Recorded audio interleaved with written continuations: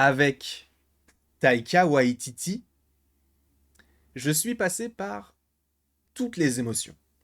Dans un premier temps, il fait Thor Ragnarok. Alors ce n'est pas son premier film, mais c'est le premier film que je découvre du réalisateur. J'ai adoré. La vibe autour de Thor Ragnarok était géniale. J'ai adoré. J'ai ensuite découvert Jojo Rabbit, qui est un film adapté d'un ouvrage. Par ailleurs, il me semble qu'il a eu l'Oscar pour ce film-là, du meilleur scénario adapté, sachant qu'en plus, j'avais eu la chance, invité via Mathéo, d'assister à l'avant-première où il était justement pour répondre à certaines questions. Donc c'était très très très très cool, on ne va pas se mentir. Et ensuite vient un film du nom de Thor Love and Thunder, qui ne marche pas du tout sur moi. J'entends que vous ayez aimé ce film-là, pas pour moi. Vraiment pas. Et je me suis dit, après ce film-là, je lui fais plus confiance. Je vais regarder les films de Taika Waititi s'il m'intéresse, et avec un petit peu de réticence. Le film dont je vais vous parler aujourd'hui, qui s'appelle donc Une équipe de rêve, qui est inspiré de faits réels, mais on va y revenir, est le meilleur film de Taika Waititi. Et ce n'est pas une blague, je l'ai dit à Comics Guardian et aux serial vlogueurs, donc Bilal et Eddie, que j'embrasse fort, ils ne m'ont pas cru. Eddie m'a même dit non.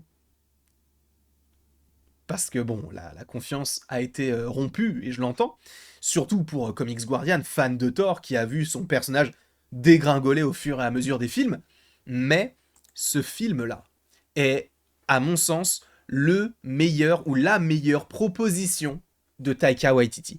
Comme je viens de vous le dire, c'est inspiré de faits réels. Donc on a Thomas Rangren interprété par Michael Fassbender, qui est un entraîneur un petit peu, on va dire, déchu.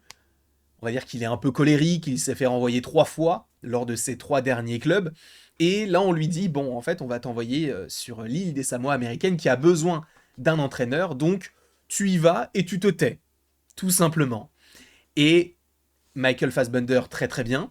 Et peut-être que pour certains d'entre vous qui aimez le foot et qui en plus aiment le cinéma français, sachez que un film est déjà sorti un petit peu similaire à ça, c'était Les Seigneurs, où on avait donc José Garcia, qui interprétait une ancienne légende du football français, qui est par la suite devenu entraîneur, et qui s'en va, je crois, dans un petit village en Bretagne, et qui va essayer de récupérer, tu vois, ses anciens coéquipiers, qui sont devenus d'anciennes vedettes, mais il va les récupérer pour qu'ils puissent faire une dernière pige, entre guillemets, en Coupe de France, face à l'OM.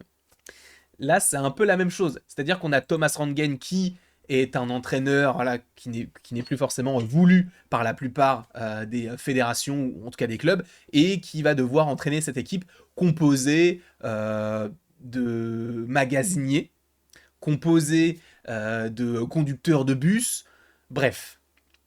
Ce qui est hyper intéressant, c'est que cette histoire est vraie. Parce que sachez, c'est fou, parce qu'au début, quand j'ai regardé le film, je me suis dit, mais non, ce n'est pas possible. Sachez que l'équipe des Samoa américaines a perdu en match de foot, du coup, contre l'Australie, 31-0. Ce n'est pas une blague, je le répète, ils ont perdu 31-0. On commence le film avec les buts. Par ailleurs, petite mention spéciale pour un joueur en particulier, qui n'est autre que... Est-ce que je vais le retrouver? Je pense que je ne vais pas le retrouver, mais il me semble que son nom de famille est Thompson. Mention spéciale à Thompson, qui est donc un joueur qui joue toujours, hein, qui a officié du côté de l'Australie, qui dans ce match a mis pas moins de 13 buts. Voilà, sur 31. Oui, ils ont gagné 31-0. Et donc le film se base là-dessus, donc je crois qu'il se passe plusieurs années après cette défaite, et donc on va essayer C'est même pas... En fait, ce qui est marrant, c'est que le film s'appelle Next Goal Wins, et en français, c'est Une équipe de rêve, mais Next Goal Win, en gros, c'est le futur but est le but de la victoire, en gros. Parce qu'en fait, ce que doit faire Thomas Rangren, ce n'est pas gagner un match, c'est de faire en sorte que son équipe marque un but. Parce que cette équipe-là n'a, dans son histoire, jamais marqué de but. Et encore une fois, inspiré de faits réels. Et la manière dont c'est mis en place, dont c'est dont c'est orchestré. Je trouve qu'il y a une certaine poésie en vrai, et c'est là où je préfère Taika Waititi, qui s'éloigne des grosses productions. Il est bien meilleur sur des petites prods, des trucs un petit peu plus simplistes et peut-être un petit peu plus personnels également. Il est beaucoup, beaucoup plus fort là-dessus. Et j'ai adoré même, il y avait une superbe vision sur l'identité, le genre, notamment avec le personnage de Jaya. Bref, je vous invite à aller voir le film pour vous renseigner sur ce personnage-là, qui du coup fait sa transition d'homme à femme. Et sachez encore une fois que c'est une histoire vraie, donc c'est véritablement arrivé dans l'équipe nationale des îles des Samoa américaines. Et ce que j'ai beaucoup aimé, c'est encore une fois le ton un peu léger, mais t'as ce côté un petit peu épique qui est hyper intéressant, notamment par rapport, eh bien vous savez, à cette démonstration de force au début, où on va chanter et danser pour faire peur à l'adversaire. Euh, un petit peu comme peut le faire en partie la Nouvelle-Zélande au rugby. Et c'est hyper impressionnant. Vraiment, la chorégraphie, elle est géniale. En vrai, ce moment-là m'a vraiment premier degré donné des frissons. C'était vraiment hyper, hyper cool. Après aussi, comme je viens de vous le dire, il y a Michael Fassbender qui joue dans ce film-là, mais on a un bon casting en vérité. Bon, on a Taika Waititi qui fait du Taika Waititi. En plus, la VF, bon, c'est la même que celle de Korg, et il a la grosse moustache comme à la fin de Thor Love and Thunder, donc des fois, voilà, ça peut te sortir un peu du truc, mais heureusement, il n'est que très peu de fois dans le film. Au début et un petit peu au milieu, mais c'est très très léger. Évidemment, le personnage principal, c'est Michael Fassbender, qui est génial. Hein. C'est pas forcément son meilleur rôle. Je n'ai pas encore vu The Killer, mais a priori, il est très très très bon.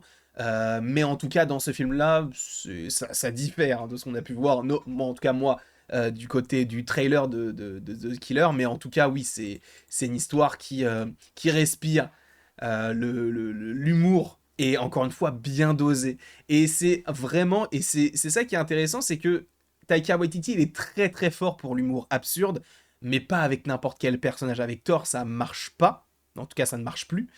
Là, avec une équipe comme celle-ci et tous ces acteurs-là qui fonctionnent superbement bien, ça fonctionne totalement.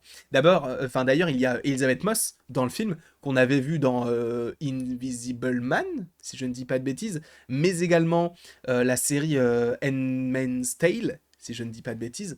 Bref, en vrai, de vrai, ce film, on s'attend à la fin. Voilà, on s'attend à la fin, même si c'est une histoire vraie, on se dit, il y a certaines choses qui vont arriver, tout ça. C'est une belle leçon de vie, notamment pour, en vrai, tous les personnages, parce qu'il faut un peu prendre de chacun pour y arriver, et ça, c'est plutôt intéressant.